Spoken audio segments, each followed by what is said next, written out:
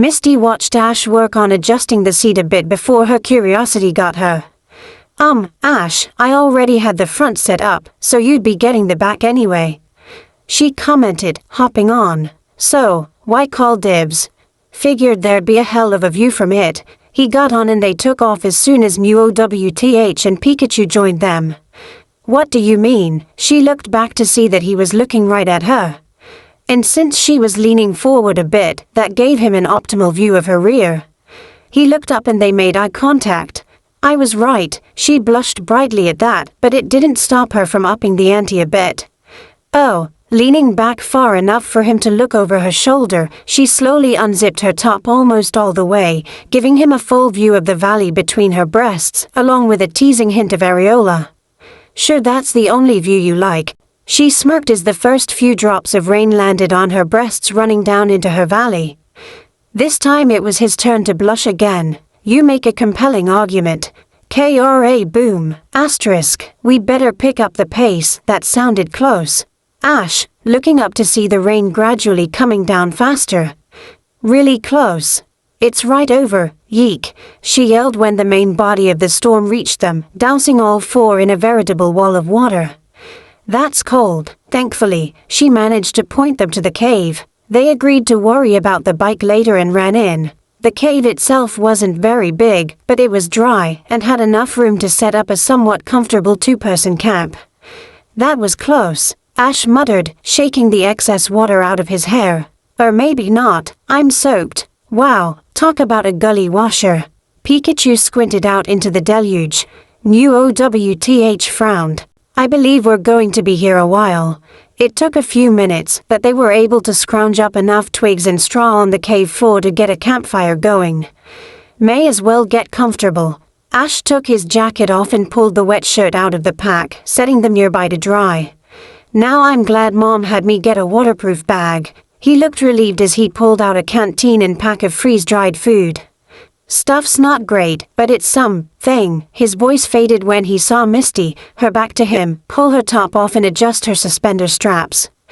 "When in Rome," she said, turning around to show the straps were strategically covering her nipples. Though he could see their outline, she strutted by and laid it beside his shirt before sitting with him. "Well, I believe I'm going to get some shut-eye until the rain's done," Meowth said, somewhat quickly. He quickly used his telekinesis to tear a couple of loose rocks from the wall, making an alcove. Pikachu caught on as well, forcing a yawn. "Yeah, that sounds like a good idea." With that, both Pokémon crawled up and worked on letting sleep take them. Using one of their sleeping bags for a makeshift seat, Misty and Ash bundled up under a blanket. She snuggled up against him, getting an arm around her. "I have to admit, this is a lot more fun than the first time we met. I'll say, better rain than an angry flock of Spearow." He ran his fingers along her side, making her squeak and laugh. "Or a deep-fried bicycle." "True, but there's one other thing I'm enjoying more this time around." There was a noticeable purr as she said that. "What's the art?" Ash found himself pulled down onto the bag and on top of Misty. "You have no idea how long I've waited for this, Ketchum." Her voice was a lusty growl as she captured his lips in a searing kiss. He was understandably surprised at the assertiveness she was showing, thought for about 2 seconds, then slid one hand over her thigh while his other moved up under her suspender strap. Ash yawned and drowsily sat up from under the blanket. As he did, he caught something out of the corner of his eye. It was faint, but there. He also noted that the rain had finally stopped, though it was getting late by now. It was then he saw it, or to be exact, her, sailing out past a break in the clouds was Ho-Oh, a multicolored corona trailing behind her just like the first time he saw her. He smiled. "Sorry, Ho-Oh, not making that wish this time." A familiar voice echoed in his head in response. "That's a mistake I don't think either is her gonna make. See you in Johto, Ash." He grinned and watched as the legendary flew off, vanishing behind the clouds. "Ash," Misty called out sleepily. "I'm still feeling cold." He grinned, and after giving the sky one last look, walked back over to her. As the sun finally came out the next morning, Ash and the others were back on the road. The ground was too muddy, and the bike itself was soaked, so they agreed to walk it until they got to town. They'd covered about a half-mile when Misty looked back at him. Ash. Yeah, I don't really know a better way to ask this, but, all the stuff I'm remembering, Brock joining us, our run-ins with Team Rocket, all the people and Pokémon I remember us meeting, and those other girls you traveled with, did all that really happen? If it did, then, why are we back here, but, well, different? And why do I have memories of chasing after a boy named Red too? Pretty much because we did do all that. And Red, was part of me, literally. The whole thing started with an unintended wish Ho-Oh granted. Ho-Oh, yeah, when I first started, part of me hoped my travels would end. And there was a communication error, and she enlisted Palkia's help. He's a legendary from the Sinnoh region, he added, seeing her confusion at the name. I was time-locked as a 10-year-old, which called for part of me to be removed, so I stayed a kid. That part became Red and was moved to a mirror world. He explained how he was pulled to Arceus realm during the fight with Team Plasma. But then how come no one ever noticed you didn't age? I mean, that's not something you can really hide, can you? Palkia put something called a mnemonic dampener on me to keep others from seeing it. Ho-Oh wasn't too thrilled about learning that. Something about how it could have made people not even remember that I existed. Hang on, then, could that have been part of why we never saw through all of Team Rocket's lame disguises? It was pretty easy to tell that she had wanted to scream and/or head desk at that. Wait, does that mean we'll be able to get the drop on them, or will they remember too?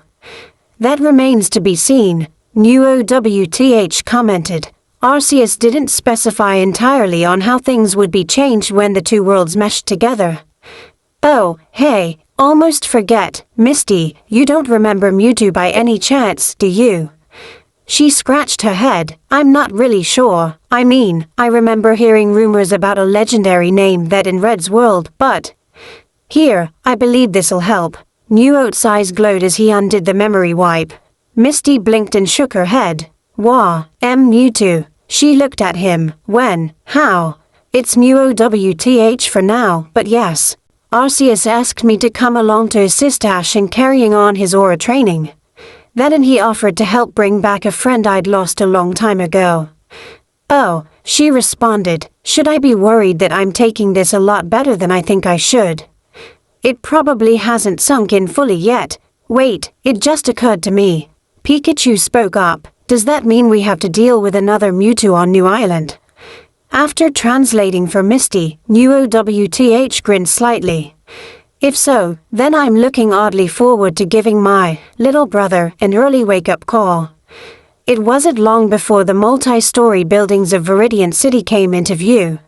Phew, we made it. Misty sighed in relief. Can get my Pokémon checked on. And I think we could both use a shower. I agree. NewOWTH briefly waved the paw in front of his nose. The aroma you two have is a tad strong. Yeah, I know humans don't have the same kind of sense of smell as Pokémon, but I doubt they'll have that much trouble whiffing that. Dang, Pikachu kept moving to stay upwind. Oh, haha, Ash rolled his eyes a little. Come on.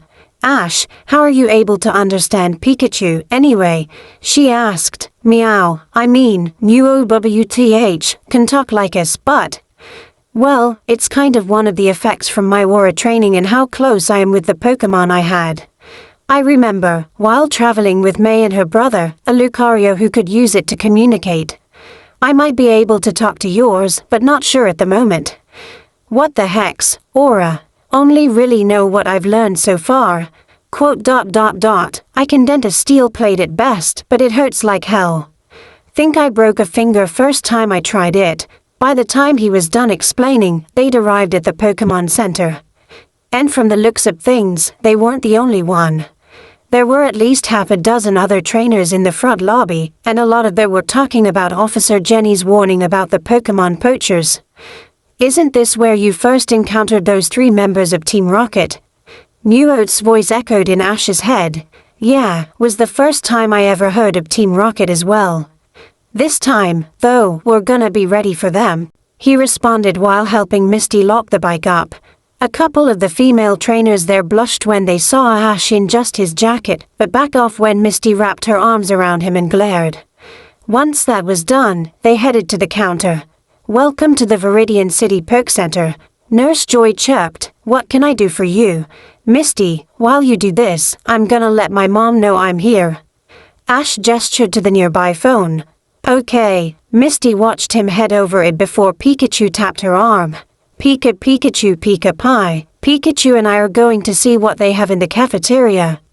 New OWTH translated, surprising the nurse a little. "A Meowth that can talk. That's new for me, and a shiny to boot. You're not the first to react like that," he said, heading off with Pikachu. "Hi Pikachu Pie, what is it with you and Ketchup?" "Hello." Delia's face showed up on the screen when she answered. "Hey Mom, just calling to let you know I made it to Viridian City." Already, she didn't even bother hiding the surprise in her voice. "But you just left yesterday. It took your father almost a week to get there. Hey, let's just say I managed to shave some travel time." He chuckled. "Would have gotten here a little earlier, but I got caught in that storm." "Storm? Honey, are you all right? You're not coming down with a cold, are you?" "Mom, I'm okay. Just getting a shower and something to eat, then we'll be on our way." "Okay, just be careful. I love you too, Mom. I'll call again when I get to Cerulean City." He started to hang up when Professor Oak's face popped into the screen. "Oh, hello, Ash. Nice job on reaching Viridian City so fast, on foot no less." "Professor, what are you?" Delia snapped her fingers. "Oh right, I almost forgot, you know where Meowth is." Professor Oak's been looking for him. "He's here with me, actually." Ash held up one of the in-use Pokeballs. "He wanted to come along, so he asked me to catch him to keep from having to deal with other trainers chasing him." Oak's shoulders drooped. "You did, darn it, hang on, if you caught him before you even left, wah wah ha ha ha." He suddenly burst out laughing. "This is too good." Gary was so confident about always being one step ahead that he bet me he'd have a full team before you even caught one. "Somehow, I'm not surprised he'd do that." Ash muttered. "Gary, you're still a prick. Not only that, but Meowth's a shiny." The laughter got louder. "The irony is delicious. I can't wait to see his expression when he finds out." Ash watched the older man try to stay standing while Misty's arm wrapped around him. "It's going to be a little while before my Pokémon are cleared, so we have some time to kill," she said. "Ash, who's that?" Delia gave her a mildly suspicious eye. "Ha!" Oak managed to steady himself long enough to look. "Oh, I recognize you. Misty Waterflower, one of the Cerulean City gym leaders, right?" "More or less." Misty blushed a little before kissing Ash. "And Ash Ketchum's girlfriend." "Girlfriend," Delia and Oak blurted together. "My boy already has a girlfriend." Delia looked like she wasn't sure if she should be startled or happy. Oak, on the other hand, fell over in another peal of laughter. "Even better, Gary has cheerleaders, but Ash is dating a gym leader. In all honesty, I'm not really sure how I should feel about this. But, if my son is happy, then that's good enough for me." She looked Misty in the eye. "Just remember, gym leader or not, hurt him and I'll drop on you like a PM Sing Kangaskhan." "Got it." Misty wasn't sure what unnerved her more, the threat itself or the fact Ash's mother delivered it so cheerfully. "Gee, got it. You mom is kinda scary when she wants," Misty admitted after the call. They were currently relaxing in one of the rooms, and she was getting out some clean clothes. The towel she had on hugged her curves. "Yeah, she can be at times, but look on the bright side. She didn't threaten you to get away from me." "True, still scary, though." She got her stuff ready and went. "Say, Ash, wanna help me save some water with this shower?" Winking, she headed to the bathroom, the towel slipping off as she entered it. Ash looked at the towel, then the still open door, then back to the towel. His clothes were soon strewn around the room when the door closed, followed by Misty's giggling. "That's another group cleared," Joy said to herself, ticking off a freshly treated batch of Pokémon. "Chansey, could you?" Before she could finish, however, there was a sudden crash as two Pokeballs came breaking through one of the skylights. What the? Next thing she knew, an Ekans and coughing were out and causing havoc. The coughing immediately went about using smog to throw up a smoke screen while the Ekans went after the power, plunging the center into darkness. The sudden attack, coupled with the noise from the emergency smoke alarms going off, threw the remaining trainers into confusion. All of them scrambled about, shouting and crying out, trying to make sense of what just happened. "Prepare for trouble," a cocky female voice called out. "Make it double." This time it was male. "Who's there?" Coughing from the smoke, Nurse Joy squinted in the direction of the voices. "To protect the world from Pikachu, Iron Tail, New OWTH, Psychic. Iron what? Pika." With pleasure, without warning, a Pikachu came sailing out from the smoke, tail glowing. The attack struck the coughing full on, sending it crashing into the far wall. Meanwhile, the Ekans was lifted up in a purple-pink glow before it too was launched into the wall beside its teammate, knocking them both out. "Who did that?" the female shouted indignantly. "We were in the middle of our motto." The male chimed in, "Indeed, in sneak attacking our Pokémon. That's just rude. You're one to talk about sneak attacks, Team Rocket." Without coughing to sustain the smoke, it quickly dispersed to reveal Ash and Misty, both in towels and lingering soap suds. It also unveiled the three familiar members of Team Rocket, Jessie, James, and Meowth. "So, someone here knows of," Jessie trailed off as she looked at Ash. Her cheeks slowly reddened. Okay, before we continue, I have questions." James pointed at them. "What the heck is Iron Tail? And, why are you both in towels? Did we interrupt something?" "Yes," Ash deadpanned, "and it's quite aggravating," Misty added through slightly gritted teeth. "So neither of us are feeling very patient right now. Are those hickeys?" James did his best to keep from staring at the circular mark on Ash's neck. And doubly so for the one peeking out the top of Misty's towel on her breast. Misty crossed her arms. "Yes, and no, you can't see the others we gave each other." "Others?" Jessie asked absent-mindedly, slowly looking Ash up and down, along with a somewhat perverse giggle that got louder the more she did. James slapped himself to try and get his thoughts back on track. I'm not really into our redheads, personally." "Oh ho ho, you could polish a shoulder on those abs." Jessie giggled, drooling visibly before what her teammate said snapped her out of it. "What's that supposed to mean, you perv?" She smacked him in the head. "Ow, you're one to talk, miss, polish a shoulder." He smacked her back. New OWTH gave his counterpart an annoyed glare. "And you interrupted me and Pikachu while we were enjoying a pizza. And I had extra ketchup on my slice." Pikachu snapped. Meowth's jaw dropped substantially. You can talk too." "Yes, your point. I dunno what's hoiding woys, fact you're a shiny, her baritone." Meowth's ears drooped. New OWTH smirked. "And my grammar is better. That's just hidden below belt." "Okay, as interesting as this is, it's time for you three to leave." Misty cut in, annoyance etched on her face. "Ash and I have more important things to get back to." "Ash," James tilted his head. "Why does that name sound familiar?" He looked at Ash. "We don't owe you money or something, do we? Let's just say we've ran into each other more than I like." "Pikachu," Ash looked at his electric teammate. "Thunderbolt." Outside, Officer Jenny was on her way to the center after the emergency alert sounded.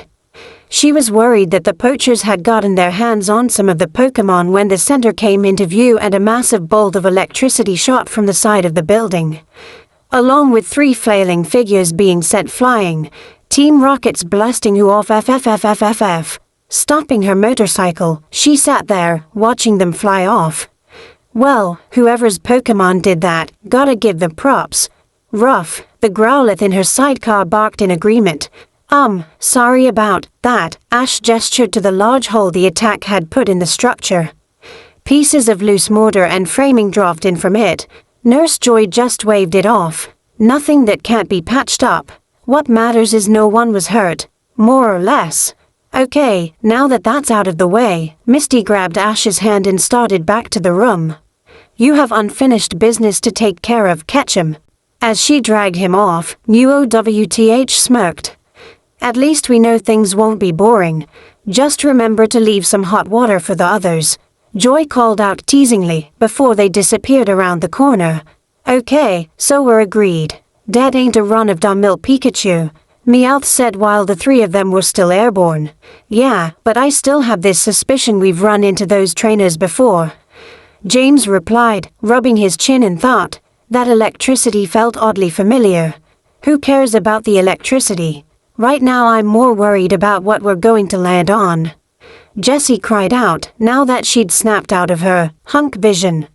Please say it'll be something soft. Whumph, asterisk. Her answer came in the form of the three of them all colliding with something large, and orange. Soon as they impacted, a pair of clawed arms wrapped around them. Personally, I was hoping for a pile of body pillows. She froze when something growled right above them. But this is much worse, she whimpered when they looked up to see the face of the Charizard that had them. However, instead of attacking, it just looked at them and growled. What's it saying, meouch? Jessie yelped when a claw jabbed her. To quote, I'm a guy, lady. And, he's demanding to know where we got launched from. Why should we say anything? B, because I could always just drop you right now. Meowth gulped, translating the next growl. He makes a compelling argument. The Viridian City Pokémon Center. James answered him as things clicked. And anyone else realized that those were the twerps. Now that you mention it, Meowth replied, don't seem too twerpy now, though. Charizard tossed them onto a nearby rooftop and took off. Jessie shook a fist at him. Hey, thank you, would be appreciated. Or at least get me his phone number. James sat down. Well, this loss doesn't quite feel as embarrassing now. Yeah, least we're used to them beating us. Meowth added, slowly backing away from a fuming Jessie. Hey, never thought getting dirty while cleaning up could be that fun. Misty purred as Ash carried her out of the shower, steam wafting off their bodies. We should do that more often. Ash kissed her. Oh, we will, she stifled a yawn. Now, though, there's something else I plan to do more of with you. She looked at him cutely. Carry me to bed. You have to ask. Tap tap tap, did you hear that? He asked, looking around. Tap tap tap. Ah, Ash, it's coming from the window. Misty pointed slowly. There's a very big Charizard looking in on us. Ash spun around to see the bathroom window filled with the face of the flame Pokémon. Soon as they made eye contact, it waved. Hey, Ash. Well, wait, Ash's jaw dropped a little. Charizard, is that you? Yep, you two finished with that human mating ritual yet? Yours seemed a lot different than the ones Damien claimed he'd done. Does Misty know she sounds like an Eevee?